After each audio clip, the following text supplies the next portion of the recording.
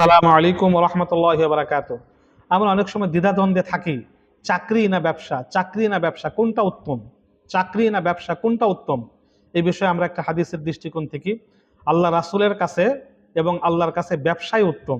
ব্যবসার মধ্যে যদি আপনি ধরেন 10 ভাগ উপার্জনের মধ্যে 10 ভাগ বরকত রয়েছে, তার 9 ভাগই রয়েছে ব্যবসার মধ্যে, আর 1 ভাগ রয়েছে চাকরির মধ্যে। তবে সেই ব্যবসাটা সৎ, আমানতদারির সাথে, সততার সাথে ব্যবসা হতে হবে। এখন 99% ব্যবসার মধ্যে ভেজাল, অর্থাৎ আমানত এবং সততা এই দুটা নাই।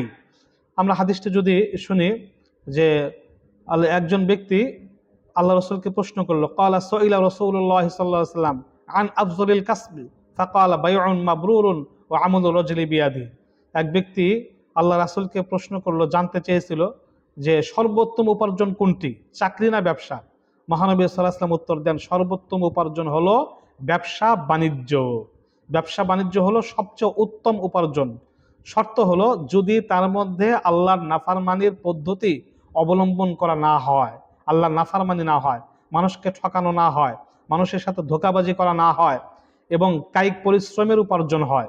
এবং ব্যবসাটা যদি কায়িক পরিশ্রমের উপার্জন হয়, অর্থাৎ কষ্ট করে সারা রাত দিন সে এর পিছে কষ্ট করে এবং আল্লাহর বিধান সে মান্য করে চলে, তাহলে এই ব্যবসা হলো সবচেয়ে উত্তম উপার্জন।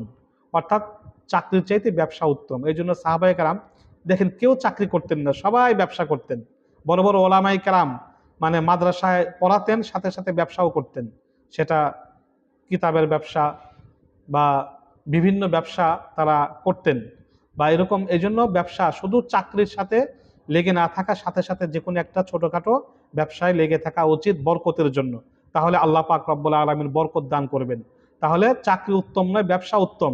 চাকরি করা জায়েজ, ব্যবসা করা উত্তম এবং সুন্নাহ।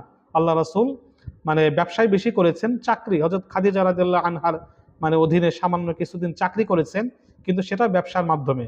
এই জন্য ব্যবসায় উত্তম। আমরা ছোটখাটো কিছু ব্যবসা করার চেষ্টা করব। আমিন।